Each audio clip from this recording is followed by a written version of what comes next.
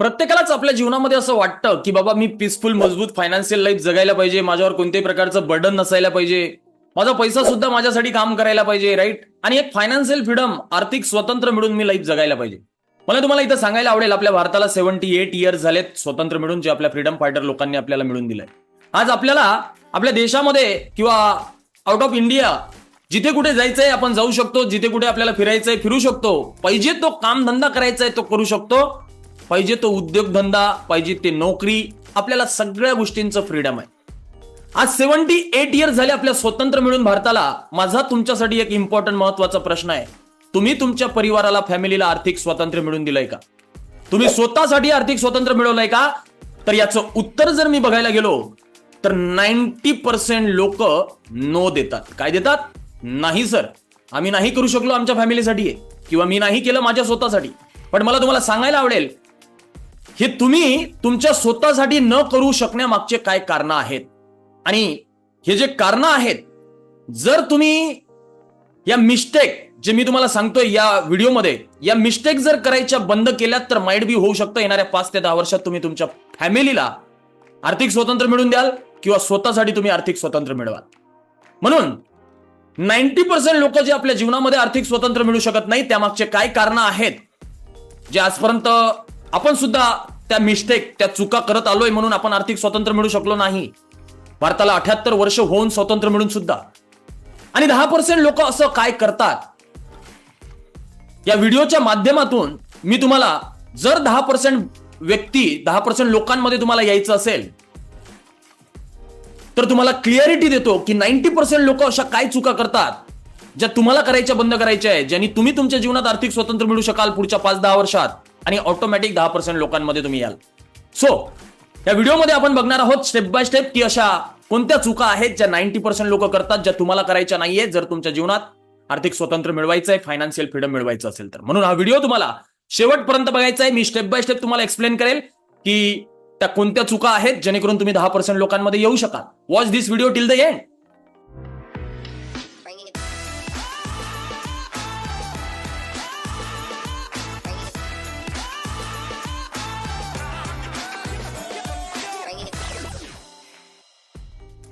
So नमस्कार मित्रांनो, माझं नाव आहे Pritam Patil, financial freedom, wealth mindset coach, आर्थिक नियोजन हीच काळाची गरज या पुस्तकाचा best selling Amazon author. So मी 8 महत्वाच्या चुका तुम्हाला सांगणार आहे या व्हिडिओमध्ये, ज्या की 90% मोस्ट ऑफ द प्रोफेशनल करतात, राईट. आणि त्याचमुळे आपण आपल्या जीवनात आर्थिक स्वतंत्र, फायनान्शियल फ्रीडम मिळू शकत नाही. आणि या चुका ज्या मी तुम्हाला या व्हिडिओ सांगणार आहे, त्या जर तुमच्या करायच्या बंद झाल्यात, किंवा त्या चुका जर आपल्या बंद झाल्यात, आपण ऑटोमॅटिक 10% लोकांमध्ये येईल, आणि आपण ऑटोमॅटिक एक पीसफुल मजबूत फायनान्शियल लाईफ जगायला सुरुवात करू शकतो. सो स्टेप बाय स्टेप मी माझी स्क्रीन तुम्हाला शेअर करतोय आणि एक्सप्लेन करतोय की त्या कोणत्या चुका आहेत ज्या आपल्याला इथून पुढे करायच्या नाहीये जर आपल्याला आर्थिक स्वतंत्र, फायनान्शियल फ्रीडम मिळवायचं असेल तर. ओके. सो पहिली आणि महत्वाची इम्पॉर्टंट चुकी जे म्हणजे फायनान्शियल एज्युकेशनला कॅज्युअली घेतल्या जातं, राईट.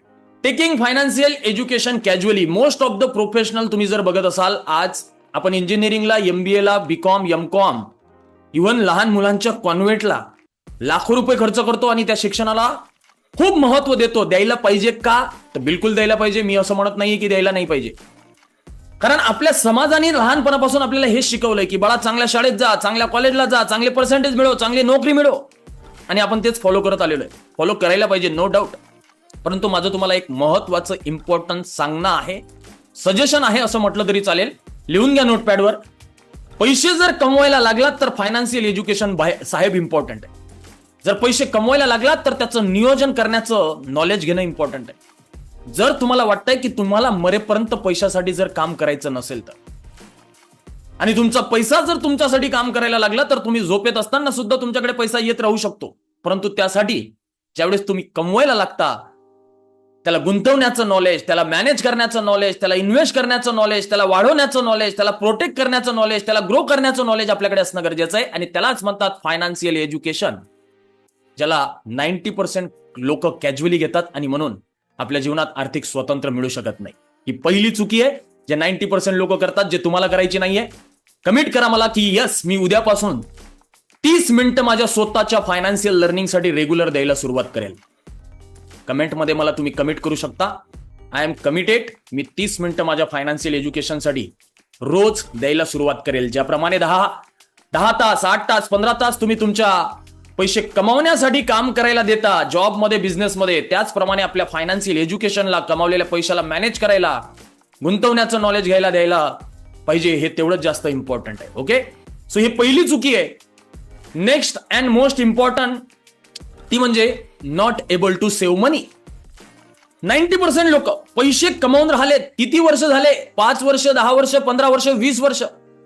पण सेव्हिंगच्या नावावर बघायला गेलात तर शून्य आहे.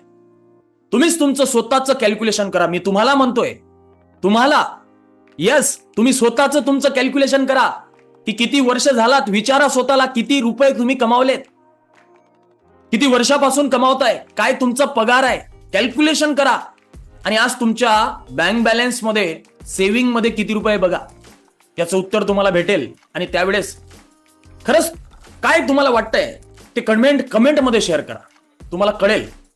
मी बघितलंय हा सेम प्रश्न 90% लोकांनी याचं उत्तर दिलंय की सर, मी 5 वर्ष झाले, 10 वर्ष झाले, 15 वर्ष झाले काम करतोय, बिझनेस करतोय, पैसे कमावतोय, बट माझ्याकडे सेव्हिंग या नावावर शून्य आहे. माझ्याकडे काहीही, कोणत्याही प्रकारची सेव्हिंग नाहीये. बघा, फॉर्म्युला सिंपल आहे. जर आर्थिक स्वतंत्र, फायनान्शियल फ्रीडम जर मिळवायचं असेल ना, तर जर तुमची सेव्हिंग होईल तर तुम्ही त्या पैशाला इन्व्हेस्ट करू शकाल. आणि इन्व्हेस्ट करू शकलात तरच तुमच्या जीवनातले आर्थिक ध्येय अचीव होतील. जर तुम्ही सेव्हिंगच नाही करू शकलात तर इन्व्हेस्ट कुठून होणार? आणि इन्व्हेस्टच झाले नाही तर आर्थिक स्वतंत्र कुठून मिळणार किंवा आर्थिक ध्येय कुठून अचीव होणार? म्हणून लक्षात घ्या, सेव्हिंग हा सगळ्यात महत्वाचा पार्ट आहे. आणि सेव्हिंग जास्त पैसे कमावल्याने होते असं आहे का? असं सुद्धा नाहीये. सेव्हिंग करणे हे सुद्धा एक प्रकारची हॅबिट आहे किंवा कला आहे असं म्हणायला काही हरकत नाही. ज्याप्रमाणे तुम्हाला पैसे कमवायची सवय लागलेली आहे ना, सकाळी उठल्यानंतर दिवसभर कामाला जायचं, संध्याकाळी घरी यायचं, 2 तास फॅमिलीला द्यायचे, महिनाभर ते करायचं, महिन्याच्या शेवटी एक पगार येतो. कमवायला पाहिजे का? तर नक्कीच कमवायला पाहिजे, त्यात काही डाऊट नाहीये. परंतु जॉब करायला पाहिजे का? नक्कीच करायला पाहिजे. परंतु जे तुम्ही कमावता, ज्याप्रमाणे त्याच्यासाठी टाइम देता, त्याचप्रमाणे जशी ते सवय लागलेली आहे त्याचप्रमाणे सेव्हिंगची सुद्धा सवय आपल्याला स्वतःला लावणं गरजेची आहे. हे अतिशय इम्पॉर्टंट आणि महत्वाचं आहे. Next and most important, paycheck to paycheck life. आजही तुम्ही बघत असाल 90% लोक या महिन्याचा पगार आला की 10 दिवस तो पगार खूप मोटिवेट करतो. 10 दिवसानंतर तो संपतो आणि 11व्या दिवसापासून पुढच्या महिन्याच्या पगाराची वाट बघत राहावी लागते. So paycheck to paycheck life जगून राहिलेत. आपल्याकडे ऑलवेज त्या पगारावर, नेक्स्ट पगारावर आपल्याला डिपेंड राहत राहावं लागतं. बट तेच जर आपल्याकडे योग्य पद्धतीचं नियोजन, प्लॅनिंग असेल, पुढच्या 6 महिने, 12 महिन्याचं आपण प्रॉपर इमर्जन्सी फंड वगैरे सगळ्या गोष्टी तयार करून ठेवत असेल, तर आपल्याला अशा प्रकारची पेचेक टू पेचेक वाली लाईफ जगावी लागणार नाही. 90% लोक अशा पद्धतीची लाईफ जगतात, जे मला असं वाटतंय की तुम्ही जगायला पाहिजे नाही, कारण हा व्हिडिओ तुम्ही बघून राहिलेले आहात. फोर्थ अँड मोस्ट इम्पॉर्टंट, 90% लोक not able to come out of debt. Loan तर घेऊन घेतात. तुमच्यावर पण लोन असेल तर कमेंट मध्ये सांगा, येस सर, माझ्यावर पण लोन आहे. लोन घेऊन घेतात. आणि पहिली चुकी हे करतात की कोणतं लोन घ्यायला पाहिजे, कोणतं नाही घ्यायला पाहिजे याचीच क्लिअरिटी नसते खूप साऱ्या लोकांना. लोन घेऊन घेतात का? तर त्या बँकेने दिलंय म्हणून, का तर एक घर घ्यायचं होतं म्हणून, का तर एक कार घ्यायची होती म्हणून. हे सुद्धा बघत नाही की तुमचं इन्कम बघता किती EMI तुम्ही अफोर्ड करू शकता. हे सुद्धा लोक बघत नाही. आपल्या इन्कमच्या 70, 80, 90% EMI घेऊन घेतात आणि त्यानंतर मग परेशानी होते. मग जॉब मधून बाहेर निघता येत नाही, रिस्क घेता येत नाही, फ्री लाईफ जगता येत नाही, दबावात लाईफ जगावी लागते, कारण तो एक आपल्या अंगावरचं बर्डन EMI असतो.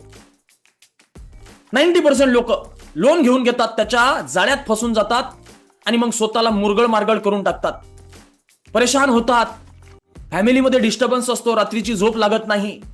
अशा खूप साऱ्या गोष्टी आपल्यासोबत होतात, मला माहिती आहे. आणि 90% लोक याच कारणामुळे आपल्या जीवनात आर्थिक स्वातंत्र्य मिळू शकून राहिलेले नाहीये.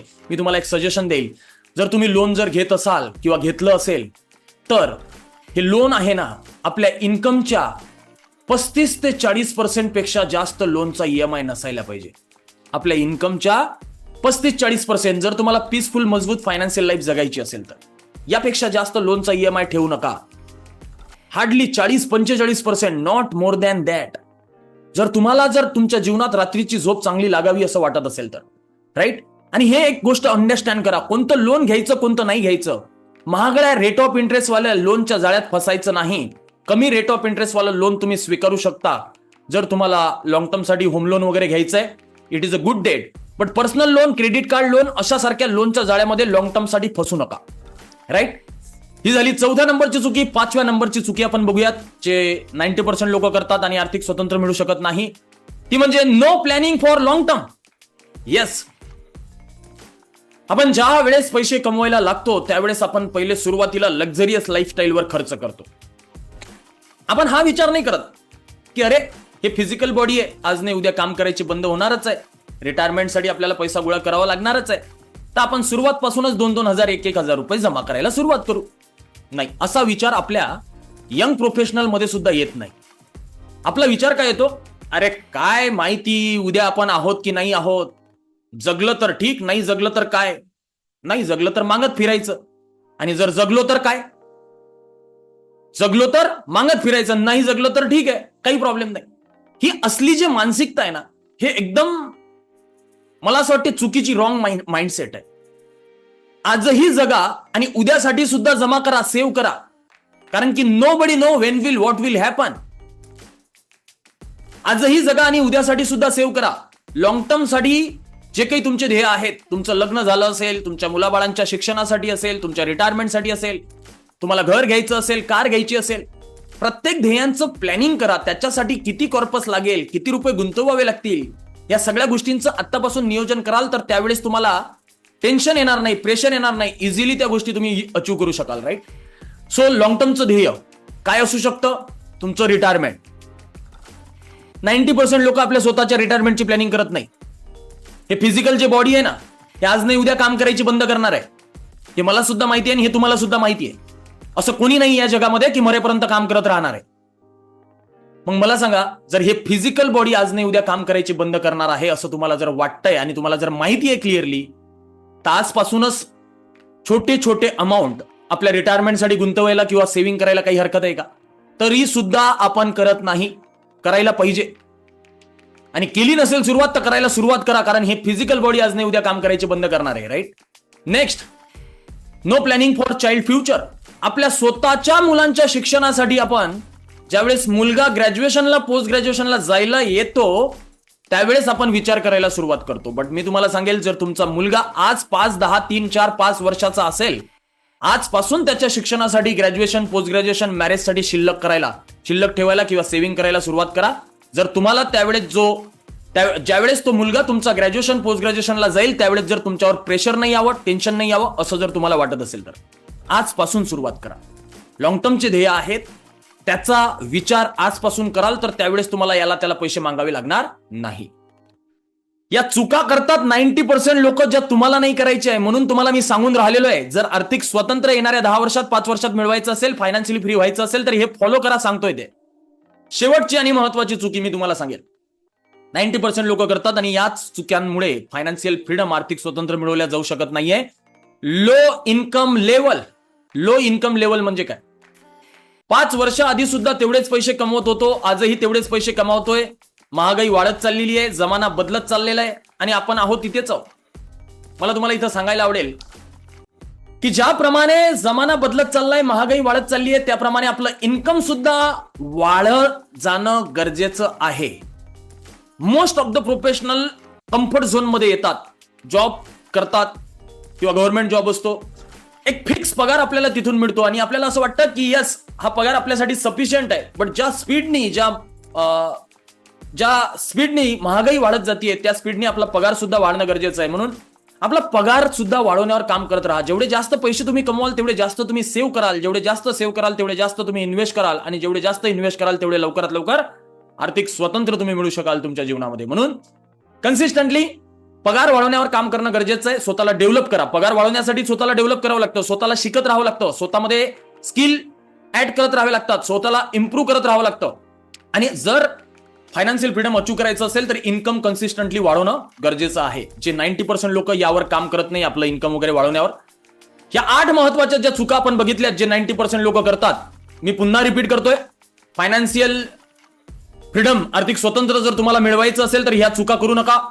Taking financial education casually, not able to save money, paycheck to paycheck life, not able to come out of debt, not planning for long term, no planning for retirement, no planning for child future and low income level. ह्या ज्या चुका मी तुम्हाला सांगितल्यात, जे 90% लोक करतात, या तुम्हाला ह्या चुका करायच्या बंद करायच्या आहे, राईट. जर तुम्हाला आर्थिक स्वतंत्र, फायनान्शियल फ्रीडम अचीव करायचं असेल तर.